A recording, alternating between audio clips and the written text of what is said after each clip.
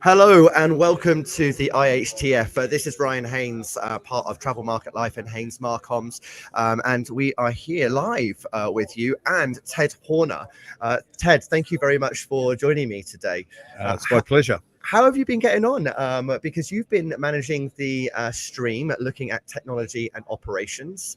And what have been some of the main conversations that you've been having while you've been in that? Well, we've had some great sessions today. Certainly, if you were a prospective buyer, you would have learned a great deal today. We've had a variety of people. We've had some vendors talking about their product. We've had some hoteliers. Particularly impressed with the CEO of Pestana Hotel Group. He gave a brilliant presentation on, technology stack and where Pestana's at the moment. So I found it, even myself, extremely informative. So I'd have to say that the quality of the speakers that I've moderated today has been first class, and I'd have to say you'd be hard to please if you didn't get real value out of the conference today. It's been interesting because I've been obviously hosting the marketing and distribution side. There's been so much development over the last couple of years. The pandemic has really sort of shaken up the industry. People have had the opportunity to really reflect, look at their tech stack, look at what they're doing. They've come here with such extraordinary change stories and such inspiring ones as well, and using a lot of new technologies like artificial intelligence, the role of machine learning, automation, robotic process automation as well. Of the hoteliers that I've spoken to after some of these sessions, they're now starting to see really what place that has within their organization. So it seems like we're going to see quite an evolution in the hospitality industry over the next few years. Well, I think in the last couple of years, everyone's had to focus on, let's use that euphemistic term, digital transformation. And an integral part of a digital transformation of any organization, be it a hotel or other, is the technology stack. So the last couple of years, even though it's been tough for the industry, it's given an opportunity for everyone to take a step back and look at their technology stack. And many of them come to the conclusion that it's not delivering what they want. COVID has certainly changed the way we do business with hybrid, more and more things online, contactless, etc. So I hope for the industry's sake, and certainly for all the vendors that are here, that people are going to have done their research, worked out what the weaknesses are, and are going to allocate more money to upgrading or replacing their technology stack over the next few years. Sadly, our industry is probably a long way behind its investment in IT compared to other industries. But I think actually COVID has really shaken up the industry a bit, and starting for the first time ever, I'm seeing also at all the major hotel investment conferences around the world, and I'll be one at moderating a technology panel in Adelaide next week, owners conferences. For the first time in the history of owners, big international hotel, there are 1 or 2 sessions on technology. And I think the message is getting through right to the top of owners of hotels that if they want to improve their hotels, both from a performance perspective and a profit, and to improve service to their guests, that technology has to be a strategic partner in everything they do moving forward. Because, consumer sentiment has changed. They expect digitalization, they expect automation, they expect not necessarily to be handheld through the entire experience. I know that's going to be different, a different category of hotels. Yeah. Obviously, luxury hotels still need to be delivering that personal touch, but at the same time, there is that sophistication you can get from technology that you can't necessarily get from people. And you're seeing the newer brands, the newer investors really start to come into the market and really grab that market share. And we've heard from Accor today as well about their global strategy and their cloud strategies and what they're doing to really try to sort of stay ahead and keep up to date with what's going on. And as you say, there's the other hoteliers that have been around for a long time, they need to rethink where their investment's going and make sure that that's bringing the return of investment that's needed. And that has to be seen through the consumer sentiments and how the consumer experience. Well, I consult mainly to owners of hotels, and they're always asking about the ROI. And I think the reality is the holy grail of our industry is, the personalised view, the 360-degree view. How is artificial intelligence going to assist us in having personalised offers as opposed to the mass marketing offers where we get a free room night or a discount here and there? What about what Ted Horner does? And know more about me. If you're going to, I'm going to be a loyal member of your hotel group, then, reward me in ways that are unique to me. And I think we've still got a ways to go. We look at retail, we look at Amazon, we look at Uber, we look at Netflix. They know what you're doing and they're pushing offers to you all the time based on what you watched last week, what wine you bought the week before. We haven't got there yet, but I certainly think now consumers are demanding that level of service, and the challenge for anyone, as we talk today, is about high tech versus high touch. I mean, the question is, are you going to see a kiosk? And kiosks aren't like they used to be at airports in the old days. They're essentially a tablet. Are we going to see kiosks and self-check-ins at a Four Seasons hotel? Mm-hmm. I mean, history would show that a lot of people say no, but I just see it as you're just offering choice to guests. Do I want to come into a reception area and see a line of 10 people either checking in or checking out? Or would I prefer to see over a tablet over in the corner where I can self-check out myself and move on? It doesn't mean necessarily that I'm going to think less of Four Seasons because they have that technology, but we'll have to wait and see. But certainly kiosks, QR codes have now become almost mandatory because of COVID. Everyone was so used to QR codes and announcing themselves or identifying themselves, and they walked into their local coffee shop or whatever. So, you're starting to see it's consumer technology that's driving a lot of things, and as a result of that, you're going to see more and more, you're going to see voice activation, voice assistance. I think you're going to see the rise of robotics to improve service.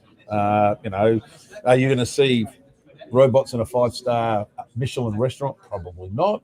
But more and more people are now saying, is it looking at the relationship between the investment in technology and guest services? And where is the payback?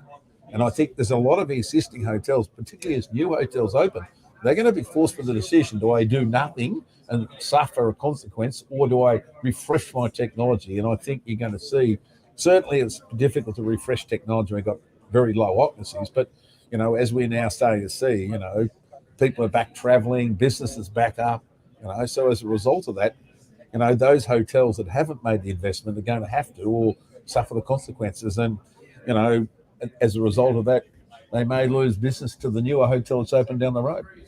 I mean, you mentioned earlier, actually, that, as far as you're aware, that this event here is one of the longest running events, looking 20 at 20 years, technology. actually. I think I've been involved with this event since 2012.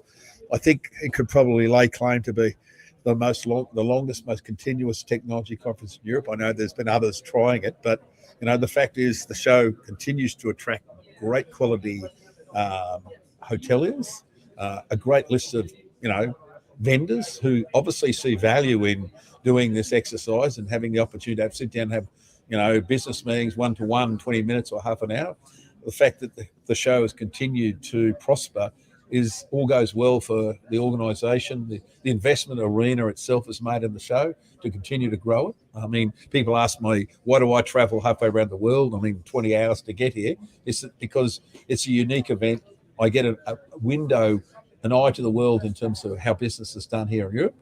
One thing about Europe, it's very different from the rest of the world, where the domination of the American hotel chains is not as strong. Mm-hmm. And you've got so many little boutique groups, that I keep running into. And it's always good for me as a 30-year veteran of technology consulting to talk to people here.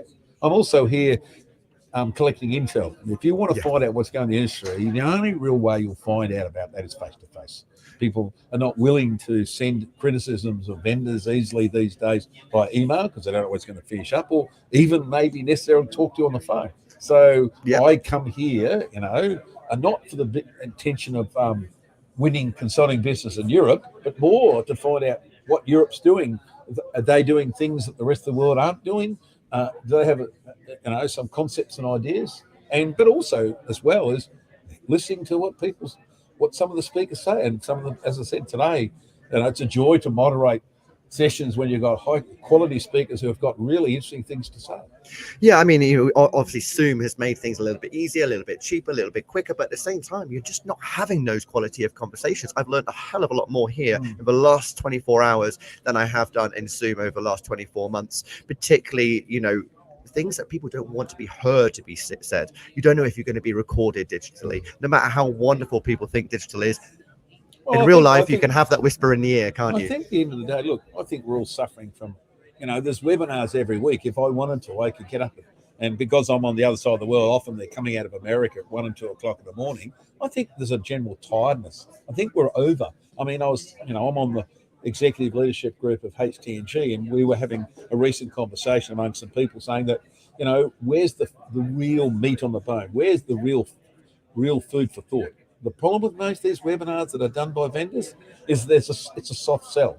So do I want to get up and waste for an hour, right? And the problem with webinars is you can start off with a participation rate, but what you don't know once they've signed on, whether they're still listening. When I listen to webinars during the day, I'm often doing emails and I've got 2 screens running in parallel. And if I hear something of interest, I'll stop what I'm doing and listen. So, I wonder the value of these. And I just think that's why you're seeing a real flight to capital, real flight to quality. I mean, where people are willing to come because they haven't had anything to come to for a couple of years, and people are seizing the opportunity to finally get on a plane, finally have some face-to-face eyeball contact, etc. I think that's all the good for more of these conferences. Yeah, so you'll see behind us here is a rows and rows of tables. Yes. They've had meetings all day today. This is the final meeting of the day between the vendors and the hoteliers that are here. They're in 30-minute meetings, yes. So it's comprehensive. It's a proper conversation, and hoteliers are here fixed with mind of exactly what their strategy is, having an idea of what they're looking for, but also looking to be inspired. Absolutely. I think at the end of the day, it's a perfect opportunity for vendors who might have had a long-standing relationship with their hotel clients, but haven't had much of an opportunity to have the face-to-face, and it's a great opportunity for the vendors to update with their latest technology, the new releases, the new areas they're getting involved in. Also, it gives the opportunity in an intimate setting like this for hotels to ask the tough questions of vendors and put them on the spot if necessary. As someone said to me a long time, it's very hard to bullshit face-to-face when you're looking someone in the eye. Absolutely. Ted, thank you very much for coming and joining me today. It was wonderful to have your chat, and he's going to be back again tomorrow hosting the stream that is technology and operations. We've got more interviews coming up, so just give us 30 seconds and we will be back with you shortly.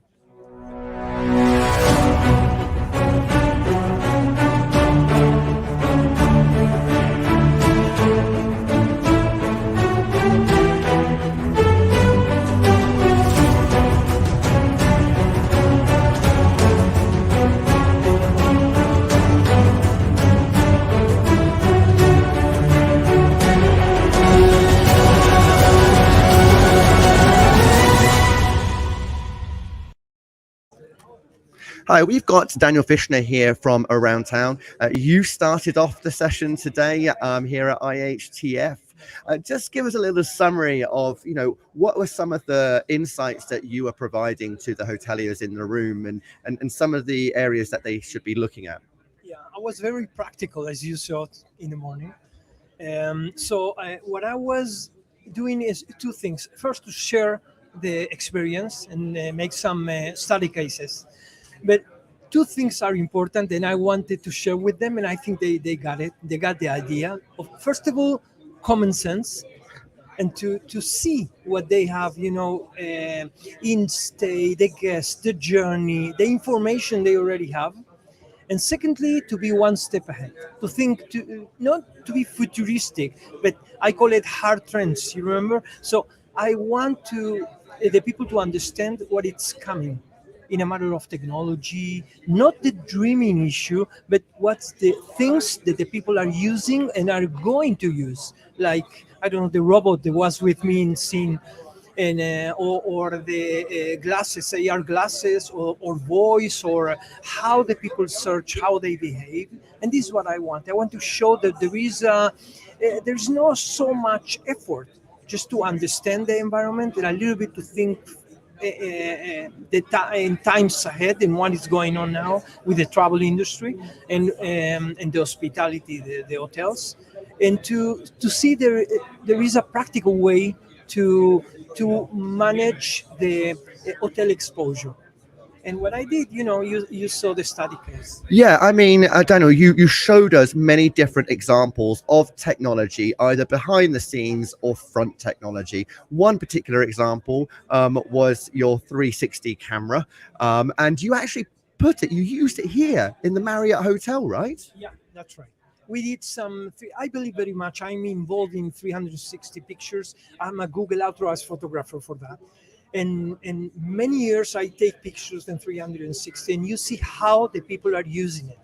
It's not only I post the picture in Google Maps, but you see how much views this picture has. And this is just to show not to be afraid of this technology, that yes, the people want to see around not only a 2D picture, they want to see 2D picture as well. But if you do a 360, the people will feel they are in that place, in the bathroom. Like I showed that these pictures, like in the bathroom, was double the exposure than other pictures. So the people are looking for how the rooms will look like, how their experience will look like, how the rooms are, or the public places are. So I think this 360, again, is not an expensive thing, and it's very simple to take these kind of pictures. And I show that 3 days ago I took some 360 pictures from this hotel,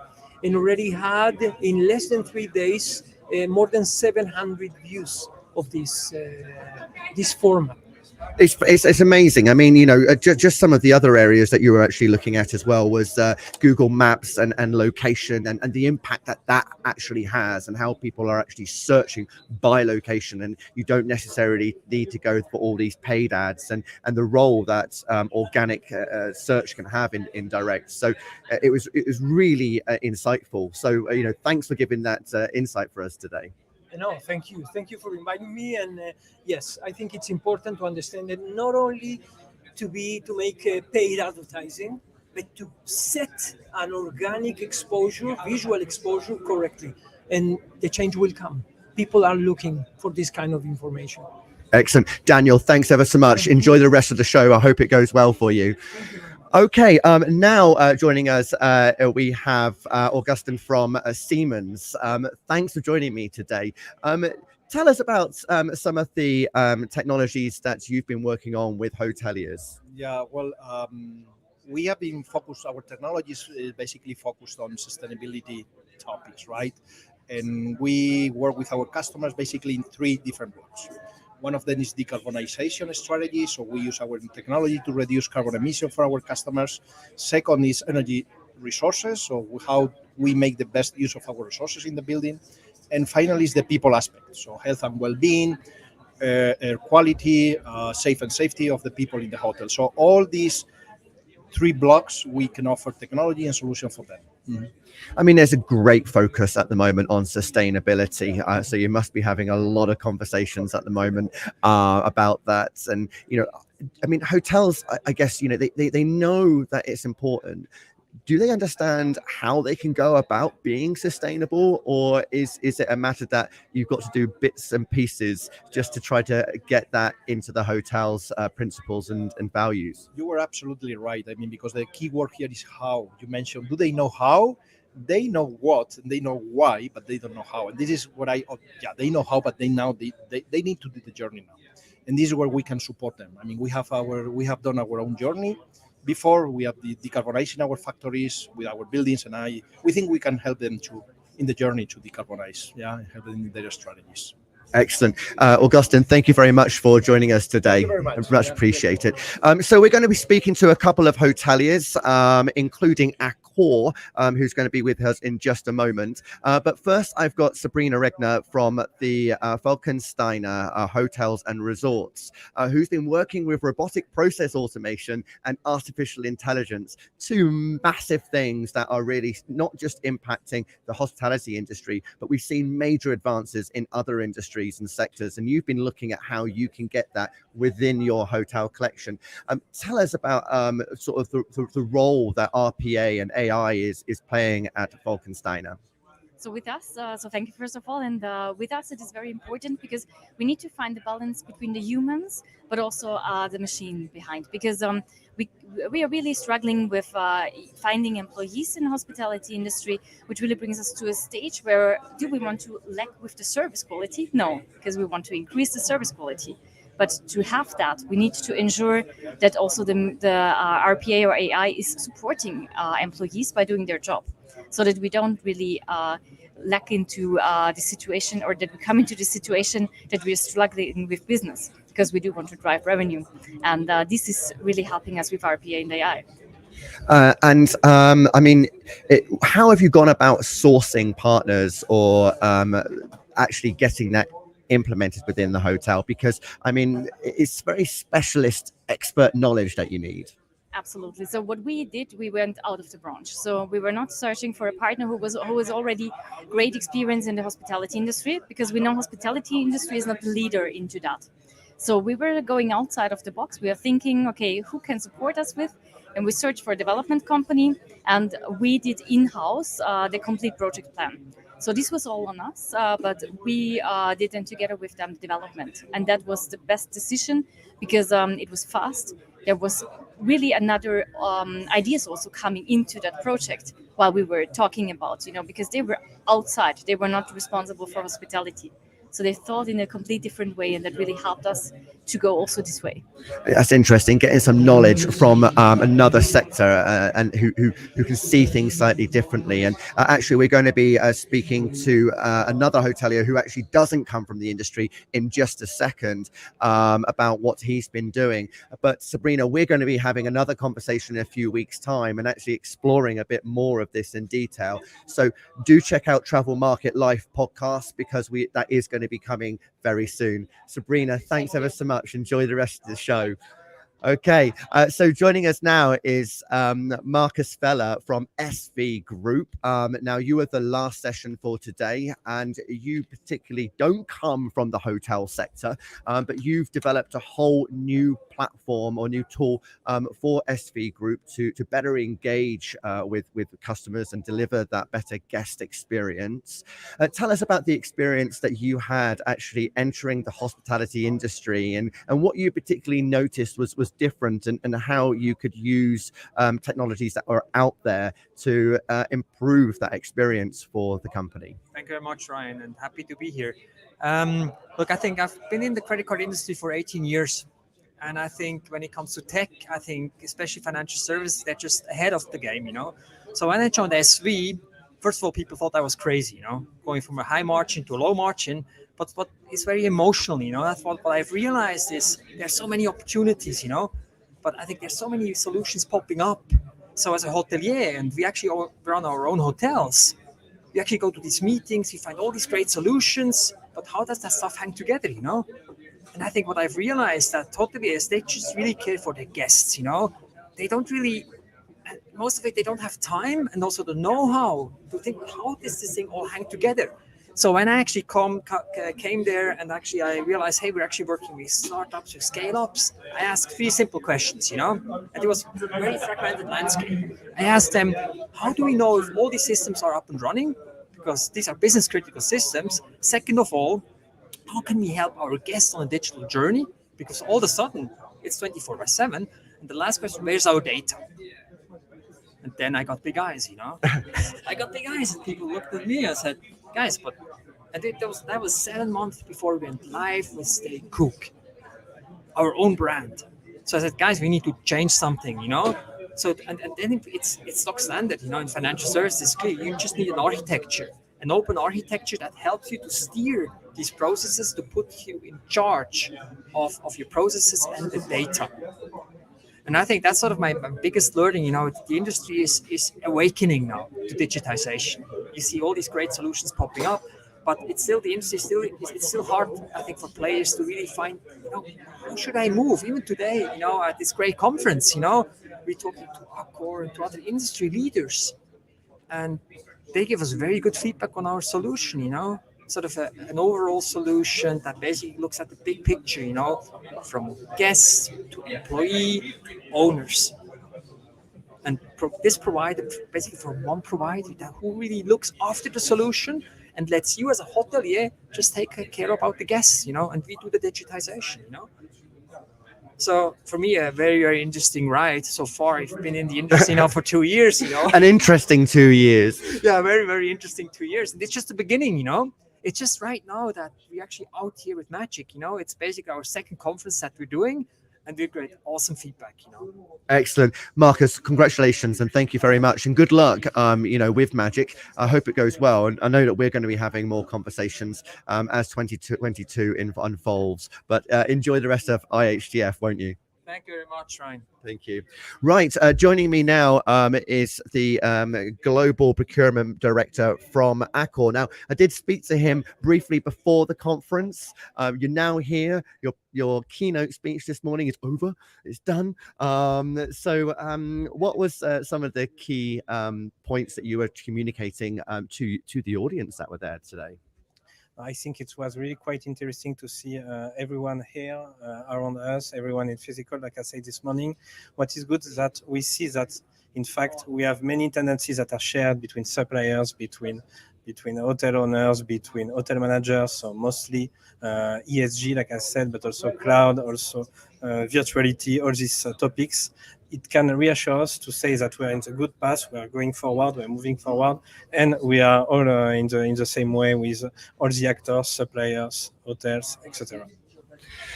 And I mean, the conversations that you've been having here as well, is there anything that has inspired you, has made you think, oh, okay, that's a direction that, or something that we can be looking at as a brand, or anything that's been maybe a particular surprise to you that you hadn't really thought of before?